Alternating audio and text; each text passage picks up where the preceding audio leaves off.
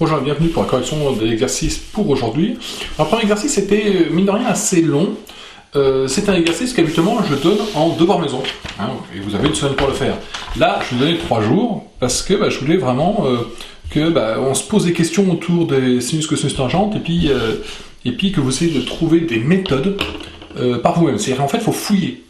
C'est vraiment cette idée-là. Alors on va voir, déjà pour commencer, je vous demandais de faire une recherche de ce qu'étaient les dimensions d'un terrain de volley. Alors il faut savoir qu'un terrain de volley, c'est 9 mètres, ici, 9 mètres là. C'est-à-dire qu'on ne dirait pas comme ça, mais le terrain que vous avez là, c'est 81 mètres carrés. C'est un très très grand appartement, hein. 80 mètres carrés. Et puis là, vous avez une zone qu'on appelle la zone des 3 mètres. Ça tombe bien parce que ça fait 3 mètres. Voilà de quoi on partait. Maintenant, vous allez voir que il fallait fouiller pour essayer de trouver les différentes longueurs du parcours. Donc le parcours, le premier, c'est celui-ci. Et on va calculer donc les 3 côtés. Alors pour commencer, il y en avait un qui était plutôt simple. Si vous réfléchissez un petit peu, c'était celui-ci, le AB. Qu'est-ce qu'on a? On a un angle droit là. Si j'ai un angle droit là, ici j'ai 9 et ici j'ai 3. Donc pour faire ce calcul-là, il me suffit de prendre mon plus beau Pythagore. Donc pour calculer AB, je rappelle, alors AB au carré, c'est ça au carré plus ça au carré. Donc à la fin, je vais faire ça au carré plus ça au carré. Donc ça fait 9 au carré plus 3 carrés. Ça fait 81 plus 9, ça fait 90. Et à la suite, je prends la racine carrée de ça. Donc le AB égale racine carrée de 90. Alors je rappelle, là je fais vraiment la technique pour aller rapidement. Parce que si jamais je voulais le faire de façon plus posée, plus précise, comme dans un devoir, il aurait fallu que j'écrive toute la formulation. Là, je m'intéresse vraiment au calcul, parce que sinon la vidéo elle durerait plus d'une demi-heure. Voilà, donc je vais juste, si ça fait racine de 90, c'est un Pythagore que vous avez là-dedans. Ensuite, il fallait un petit peu réfléchir. Première chose, impossibilité d'utiliser ce triangle-là pour faire la trigonométrie, puisque je n'ai pas un triangle rectangle. Mais, j'ai ce triangle rectangle-là, par exemple. J'ai une longueur de ce triangle rectangle, c'est 9, et puis celle-là, elle m'intéresse. Donc AC, je vais pouvoir le calculer. Pour calculer AC, donc, je m'intéresse à cet angle-là. Ce côté-là, pour lui, c'est côté opposé, et ce côté-là, pour lui, c'est côté qui s'appelle l'hypoténuse. Donc, je fais intervenir la relation qui associe opposé et hypoténuse. Donc on reprend notre plus beau cas sautois. Opposé hypoténuse, c'est là, c'est sinus. Autrement dit, si je fais mon calcul, donc sinus de, alors mon angle c'est 50 degrés, c'est égal à opposé, donc c'est 9, sur hypoténuse, c'est AC, et AC c'est ce que je veux. Comme d'habitude, je mets sur 1, produit en croix, AC, il vaut 9 fois 1, 9, sur sinus 50. Alors depuis tout à l'heure, déjà pour là, j'aurais pu très bien essayer de savoir combien ça vaut à peu près racine de 90. Allez, je m'en fous. C'est très bien, ça c'est la vraie valeur. Bon voilà, je peux le laisser comme ça. On n'est pas obligé d'avoir une valeur approchée. Là pareil, je vais laisser sous cette forme-là, il me va très bien. Pour le dernier truc, c'est peut-être un petit peu plus fourbe, puisque la longueur là, BC, a priori, il ne fait pas partie d'un triangle rectangle. On pourrait imaginer ce triangle rectangle-là, mais alors cette longueur-là, je ne l'ai pas, cette longueur-là, je ne l'ai pas. Zut. Non, il y avait une possibilité qui était beaucoup plus simple, c'est que je prends ce triangle-là, et j'ai déjà ce côté-là, j'ai déjà ce côté-là, donc je peux calculer celui-là. Alors soit avec du Pythagore, soit avec de la trigonométrie. Les deux marchent. Bon, je prends la trigonométrie, je vais calculer cette longueur-là, et puis moi, je veux juste cette partie-là, donc il faut que j'enlève cette partie-là. Mais sauf que celle-là, je sais combien elle vaut 3. Donc je vais calculer cette longueur-là, et j'enlève 3. Donc on est parti. Je vais prendre la valeur qui est la plus simple, c'est-à-dire que dans mon triangle rectangle-là, ici j'ai 9. Ça, c'est pratique à utiliser. Alors que si j'avais voulu prendre AC, c'est 9 sur sinus 50, c'est bof. Donc je vais prendre 9 ici, et puis je vais essayer de calculer cette longueur-là. Ceci, ça s'appelle le côté opposé pour 50. Et ceci, c'est le côté adjacent. Quelle formule fait intervenir opposé et adjacent? Tangente, TOA. Bon, je veux sortir. Tangente de mon angle, qui est 50 degrés, c'est égal à opposé sur adjacent. Opposé, c'est AG, ça vaut 9. adjacent, c'est BG, et ben je sais pas combien il vaut. Bon ben, produit en croix, hein, je mets sur 1 et produit en croix, BG, c'est égal à 9 fois 1, ça fait 9, sur tangente 50, et vous avez cette longueur-là. Et puis pour finir, moi je vais me calculer toute la longueur-là, moi je veux juste cette longueur-là, il suffit d'enlever 3. Donc il faut dire que BC, c'est égal à 9 sur tangente 50 moins 3, et vous avez votre longueur. Pour finir, la longueur du parcours, c'est ça, plus ça, plus ça. Donc la longueur du parcours, donc le parcours 1,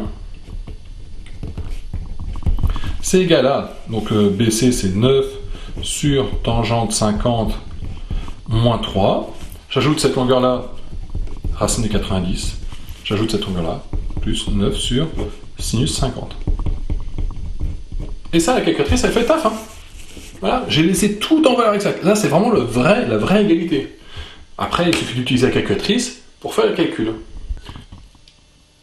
Et en tapant exactement la même formule sur la calculatrice, j'obtiens que mon premier parcours, il fait à peu près 25,78 mètres. On va se dire 25,8. Alors, il y avait d'autres façons, hein. Puisque déjà tout à l'heure, je parlais d'utiliser un Pythagore.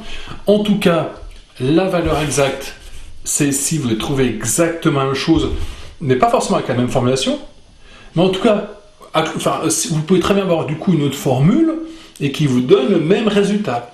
Vous devez trouver quelque chose de très proche de ceci, ou puis en tout cas, vous devrez trouver, même pour être précis, si vous tapez la vraie valeur exacte, 25,78, 73, 95, 27, hein, je vous la montre. Là, c'est le nombre qui est en bas. Vous pouvez très bien trouver avec une autre méthode, puisqu'on est en trigonométrie, on commence à avoir des fois plusieurs solutions à un même problème. Tout dépend dans quel sens vous préférez travailler. Allez, on passe au deuxième calcul. Donc le deuxième calcul, c'était le parcours du bas. Alors qu'est-ce qu'on a en plus? On a toujours ici 3 mètres, puisque c'est une des 3 mètres. Ici, D c'était milieu, donc on a 4,5, et on a 4,5 ici. Bon, bah même topo, hein. On est parti. Et là, j'ai mon plus beau Pythagore. 3 et 4,5. Bon, bah, on va calculer ED qui est égal à 3 carrés plus. Alors, ED carré qui est égal à 3 carrés plus 4,5 au carré. Donc, ça fait 29,25. Et puis, j'ai plus qu'à prendre la racine carrée. Donc, ED, c'est racine de 29,25. Bon, ça, c'était du Pythagore là-dedans. Passons à celui-ci. Alors, celui-ci, j'ai 4,5. Je cherche cette longueur-là. Bon ben, ça s'appelle le côté adjacent. Ça s'appelle l'hypoténuse. Donc, qu'est-ce que je vais faire? Je vais utiliser la formule qui fait intervenir adjacent-hypoténuse et qui s'appelle cosinus. Donc, qu'est-ce que j'ai? J'ai cosinus de mon angle, donc qui est 55 degrés. C'est adjacent, c'est 4,5 sur DF, chose que je cherche. J'en conclus en mettant sur 1 et en faisant produit en croix. DF qui est égal à 4,5 sur cosinus 55. Et pour finir, il manque cette longueur-là. Alors, pareil, il faut trouver un triangle rectangle dont je connais une longueur et dont je connais un angle. Et a priori, vu comme ça paraît compliqué. Maintenant, alors, cette longueur-là, je l'ai. Ça vaut 9. Si par hasard j'avais celle-ci, est-ce que pour le coup, je pourrais trouver quelque chose? Eh ben oui. Celle-là, je pourrais, si j'ai celle-ci, je fais un Pythagore là-dedans, j'ai gagné. Bon, alors maintenant, est-ce que je peux calculer cette longueur-là? Eh bien oui, parce qu'ici j'ai 3 mètres. Et puis bah, cette longueur-là, je peux la trouver, puisque j'ai un triangle rectangle, j'ai 55 degrés. Donc celle-là, je peux la trouver. Alors on est parti. Je vais calculer donc cette longueur-là. Cette longueur-là, pour mon angle de 55 degrés, c'est côté opposé. Je vais prendre cette valeur-là, parce que c'est la valeur qui est la plus simple, hein, parce que je pourrais très bien prendre celle-là, mais elle est galère, hein, 4,5 sur cosinus 55. Bon, je vais prendre celle-ci, donc ça c'est opposé, ça c'est adjacent. Donc, qu'est-ce que j'ai donc c'est tangente, la formule que j'ai utilisée, hein, qui fait intervenir opposé et adjacent. Tangente 55 degrés, c'est égal à opposé, donc GF, que je ne connais pas, sur 4,5.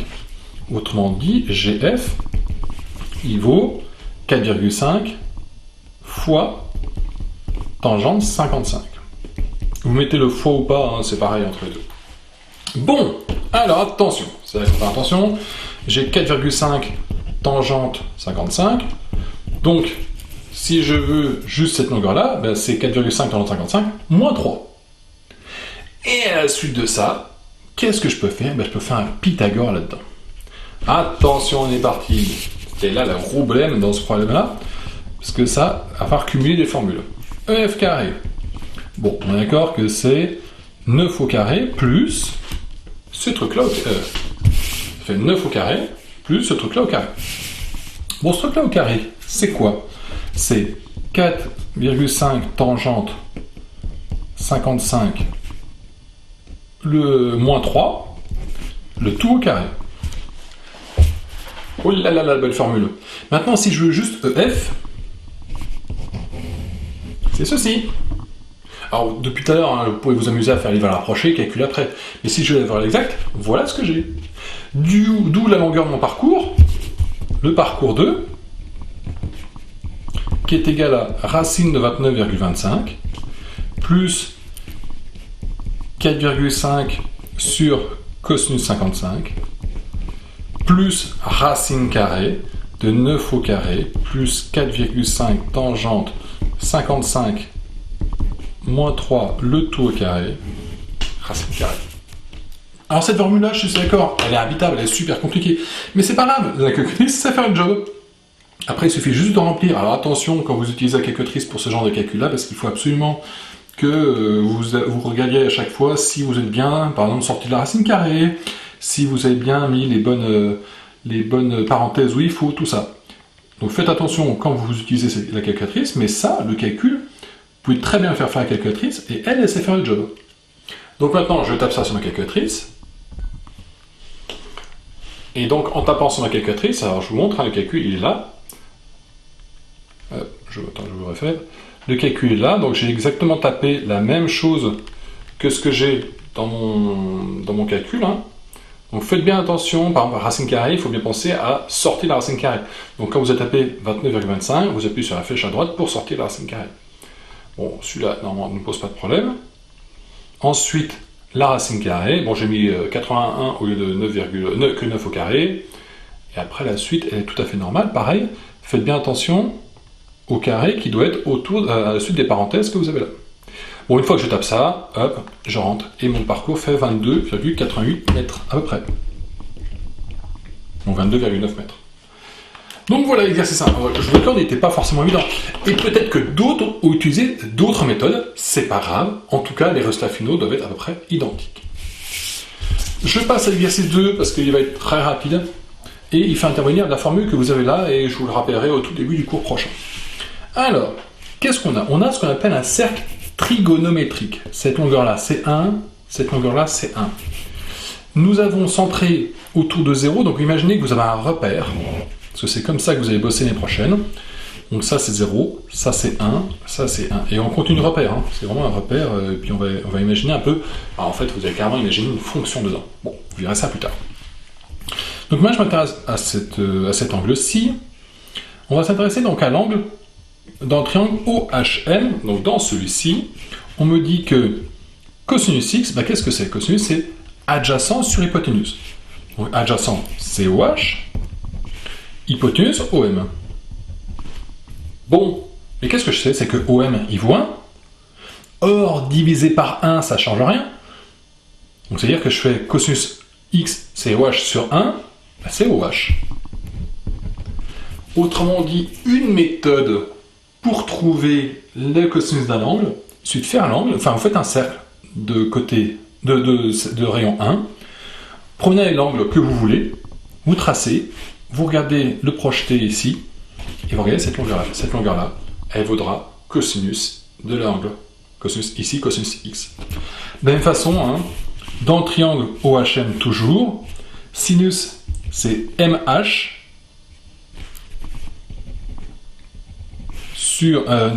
sur donc l'hypoténuse OM, et comme OM il vaut 1, donc ça fait MH. Donc cette longueur-là, c'est sinus. Autrement dit, c'est la même que là. Hein. En fait, ce qu'il faut comprendre, c'est que quand je prends un angle, celui que je veux, par exemple 25 degrés, cette longueur-là, ce sera cosinus 25 degrés. Et cette longueur-là, ce sera sinus 25 degrés. Alors ça vous paraît totalement anodin, totalement inutile, et je vous promets qu'elle est super importante, ce concept-là. Si ici j'ai 25 degrés, à ce moment-là, cette longueur-là c'est cosinus 25, cette longueur-là c'est sinus 25. La formule est la technique est vraiment super importante.